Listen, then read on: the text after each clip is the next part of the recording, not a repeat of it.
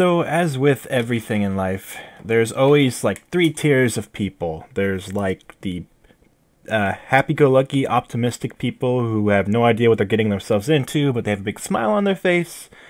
And then there's the people who are really in the same exact position, but they're naturally pessimistic, so they have a lot of doubts and they throw a lot of shade, and they end up saying things that they think make sense, but if they actually knew what they're talking about, it wouldn't make sense.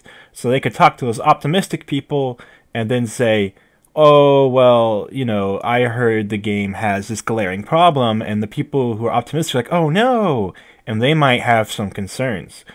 And then there's the third kind of people who are, that's where I'm at, who spend way too much time studying something, spend way too much time learning about something, to the point where it's probably not even helpful for their everyday life, but they at least know what they're talking about in a specific instance.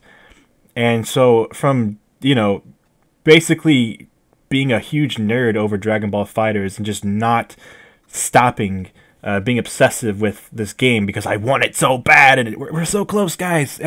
Tomorrow at midnight, dude. Oh my god, we're gonna play it. I just want to throw something out because I think a lot of people who even have those concerns are still gonna either buy it or rent it. And like I think we're all still getting our money into this game because we're just big Dragon Ball fans. Not everyone's a fighting game fan, and some people who are fighting game fans, or at least know something about fighting games, are still concerned about some things involving Dragon Ball FighterZ. So let me go ahead and drop some knowledge on you guys. Number one, I hear people complain about this a lot. The dragon. Now, when the beta came out, a lot of people stopped complaining so much about summoning Shinron the Dragon because they started to realize it's a cool mechanic that doesn't really do much.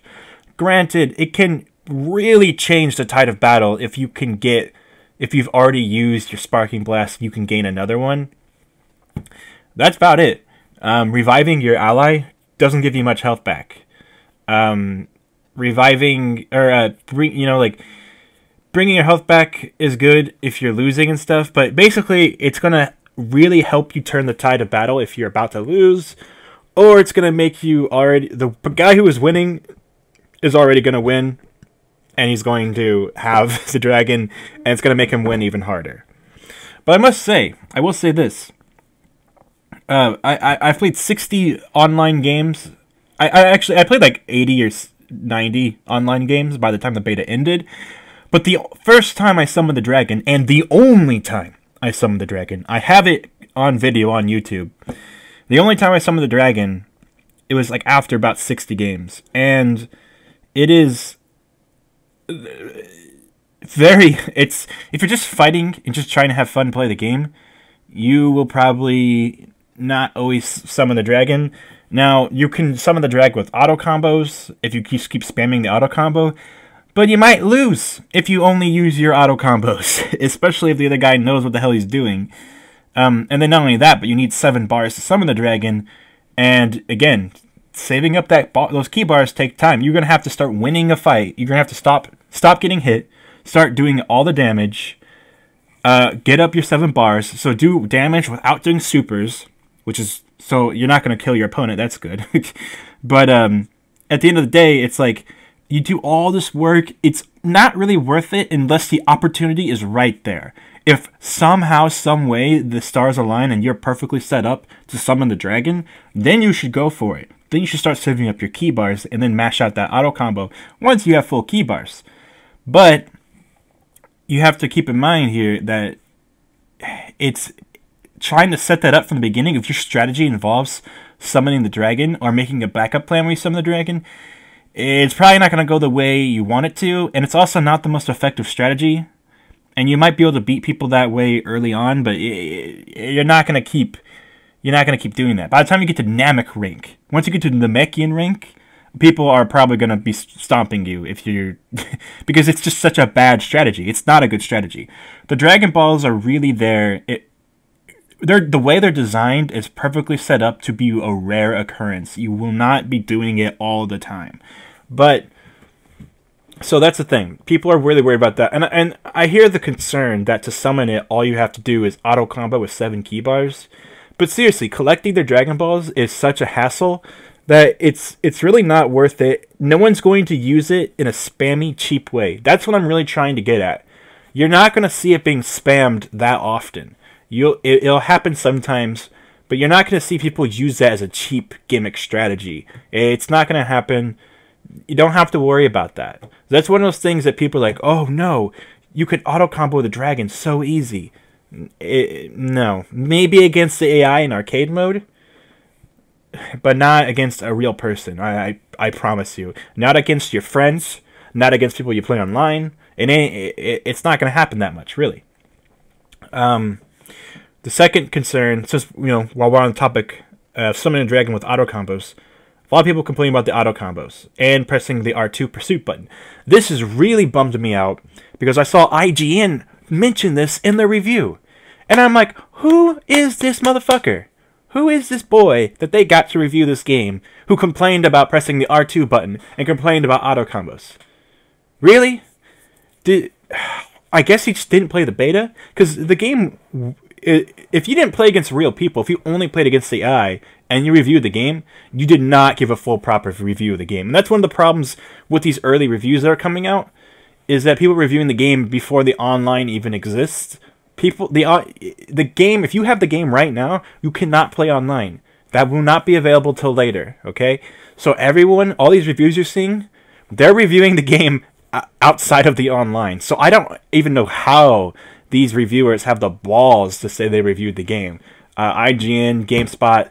Well, GameSpot gave it a 9 out of 10, though. So, but just from playing the beta alone, if you played the beta, you would already know that auto combos and the R2 pursuit button, the super dash, these are non-issues, my friend. The game has a rock, paper, scissors approach to fighting mechanics. So this means that doing block beats punch. Because then they might be vulnerable. If you block an attack, they might be vulnerable to where you could come in with a quick attack and knock them off their game, and then now you're beating them when you were blocking. So you took almost no damage. You took a little bit of scratch damage from blocking, but you took almost nothing. And you can regenerate that blue health back easy, and you're pummeling them now. And they're losing health, man. So like they just lost a quarter of their health bar from like one combo, right? So yeah. So now, but what goes through attacks? Well, the R2 pursuit button goes through attacks. So you might see a lot of people using R2. Early on in the beta, I noticed I could use R2 a lot because it went through key, like little fireballs, and it went through people starting their combos.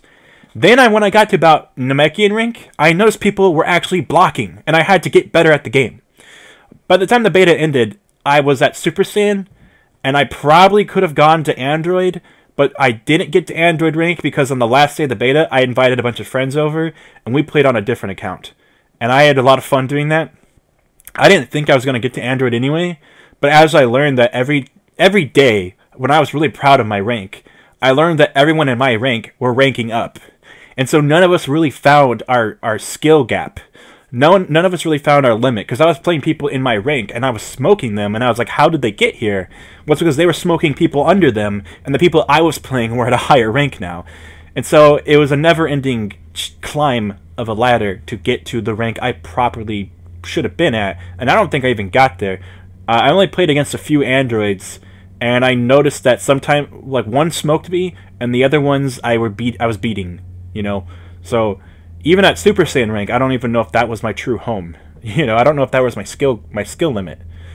But I'll find out my skill limit when playing the multiplayer in this game, when the full game's out for sure, because I will have unlimited time to keep going. But basically, as I was getting better from playing better people, I was starting to realize what moves beat what. You can't just mash R2 to pursuit. You can block it, but you can also use your heavy attack. If you get low and heavy attack, you will pop them out of their pursuit, and then you get a free combo. Pressing R2 is very good unless they know what they're doing. If they know what they're doing, it might not always be the best move. If you throw it out a lot, you might get stomped on. Now you still got to throw it out. It doesn't make R2 completely useless, and it's got its use. But when people say spam R2 to win, no, my friend. No, my friend. You gotta learn. People, trust me, it won't work once people actually learn.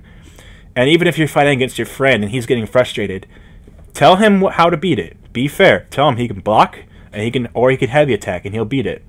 But also, you can't just block the whole time. If you sit there and block and wait for your opening, they can just stand there and then press R1, which is the grapple button. It basically, you do a little hop forward, and it goes through block. You do a bunch of hits and pop them into the air, so you get a free combo. So every character has this little grapple that goes through block that lets you set up an air combo, which could possibly let you set up a super, and not only that, but possibly let you do a tag-in.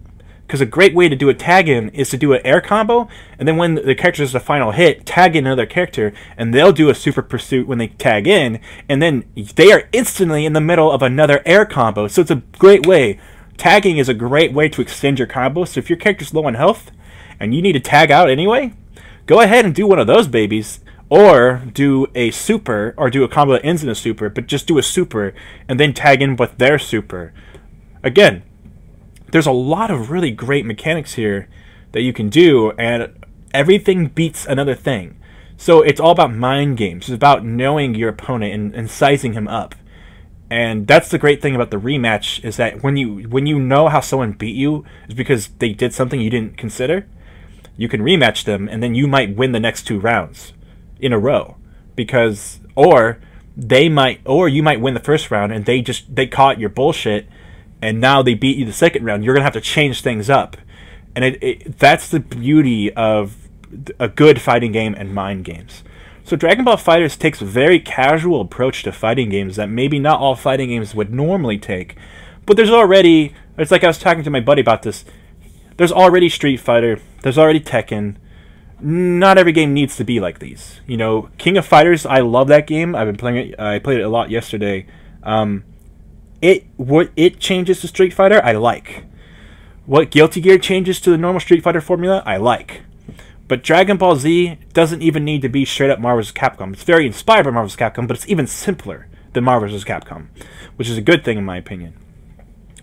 Definitely very inspired by Marvel vs. Capcom. If you've ever played Marvel vs. Capcom, you might be better off practicing with that game than playing Guilty Gear, for example. But playing both Guilty Gear and Marvel vs. Capcom will help if you want to practice for this game. Really, the best practice for this game was to participate in the beta, so if you didn't do that, well, don't worry, you'll have time to just play the game, play the story mode, play practice mode, play the tutorial mode, play with your friends, and then you can go online and have a fun time.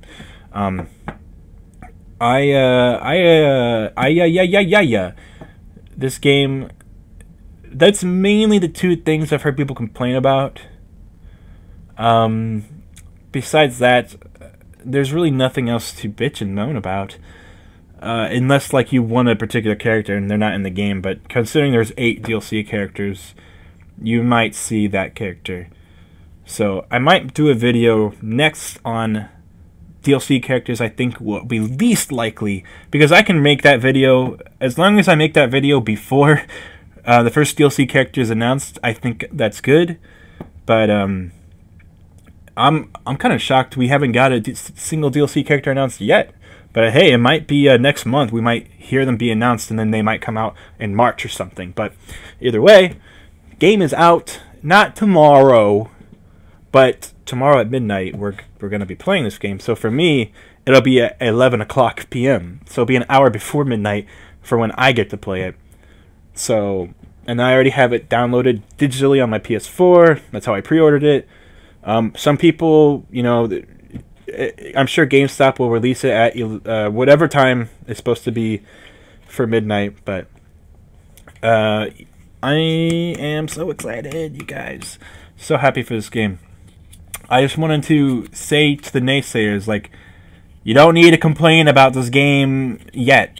At least make complaints that are reasonable. I've heard the story mode isn't all that's cracked up to be, which is kind of disappointing and sad. But I've also heard the story mode has a lot of really great humor that is specifically aimed at Dragon Ball fans. That it talks about different references, like Majin Buu and Cell meeting is something that never happened in the show, so they explore that. Gotenks meeting Captain Ginyu, something that never happened in the show, so they explore that. And yeah, that's really cool. And I know another thing people complain about are the alternate costumes. The reason why there's no alternate costumes is because of the art style. So the reason, you know how the game has amazing visuals, you can blame that for why there's no alternate costumes, because it would changing a character model too much would change the shadow, and it would basically ruin an entire character. The character needs to look that particular way for a reason, and basically it would be like, it wouldn't be like making a new costume, would basically be similar to making a whole brand new character. Really, what they should have done is they should have made Goku blue and Vegeta blue based off their Resurrection of F appearances, so that way they were at least wearing different costumes. But I'm pretty sure they were reusing those character models for a reason, for convenience purposes. So if it was a way for them to make the game done faster or save some money so they could put money into something else, I'm not going to complain about that. But either way, most of the costumes I'm perfectly fine with, and there is 12 colors for every character in the game.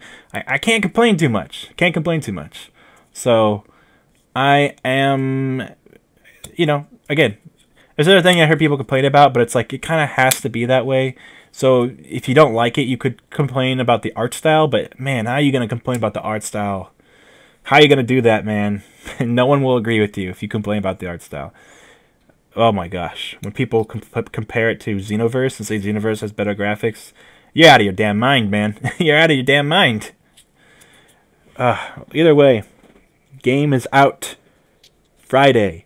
It's out in 2 days, motherfuckers. And tomorrow at midnight, some of us will be playing it. Hell yeah. Fuck yeah. Let's have some fun. I'm ready for this game. I'm going to stop the video now. Okay, goodbye.